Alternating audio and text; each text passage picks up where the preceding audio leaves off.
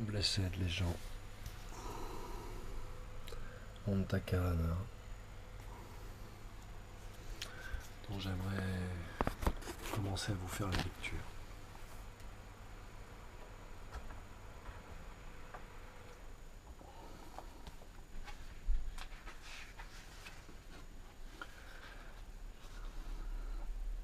Initiatio Prémissio, exergue d'Henri Michaud.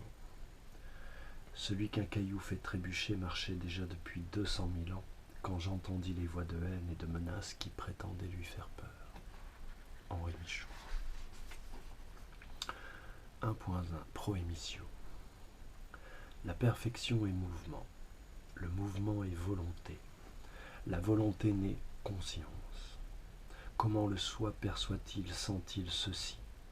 Grâce à cela, l'omniscience qui littéralement crise de toutes les choses vivantes, de tous les êtres vibrants. L'atome, la cellule sont pure conscience, conscience pure. La conscience et l'atome sont insécables. La cellule ne se divise pas mais se dédouble. Ainsi elle demeure un tout complet pouvant tout trouver, retrouver en elle-même. Une connaissance silencieuse, secret du comment de toute chose.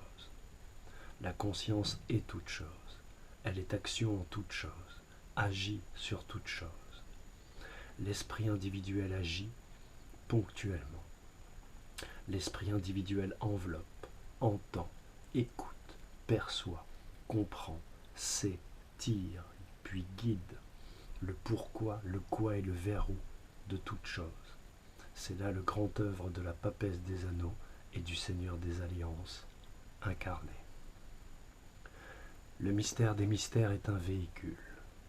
Le corps est son conduit, conduit vivant de l'esprit suprême, l'iris arène.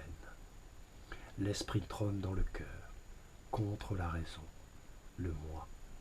Par et pour l'élévation de l'esprit et en un retour à l'originelle perception du soi.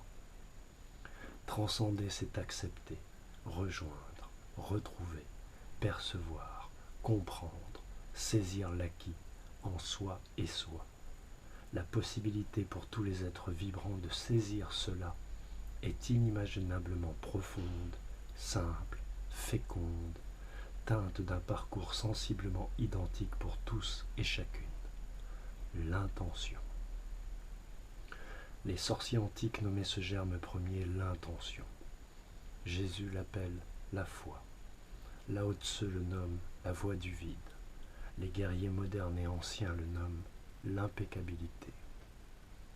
L'homme ordinaire, l'âme vulgaire, l'âtre rationaliste moderne doute de l'évidence et par suite très perceptiblement meurt chaque jour sans ne jamais renaître.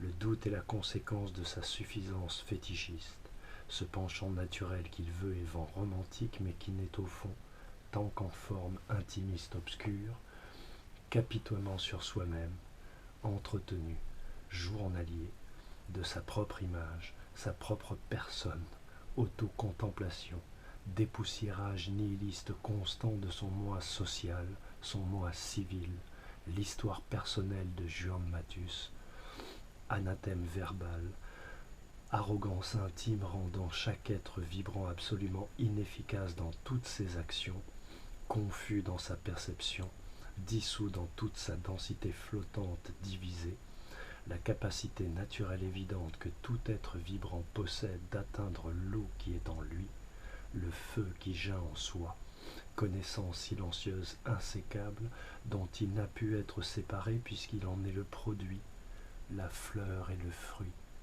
libre.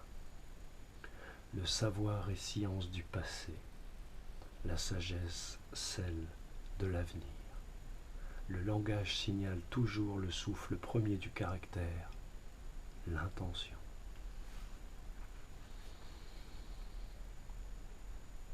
Allumée, allumeuse, illuminée, paresseuse, que ce soit Vénus ou Daphné, lorsque les jambes écartées le sont, l'abandon est total en ce minot à mignon, mais effacé.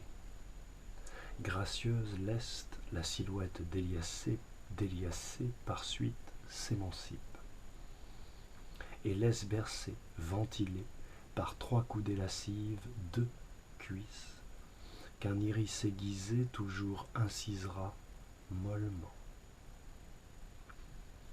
Puis elle les referme un peu en un réflexe vif, oblique, géométrie variable au sens secourable, inique.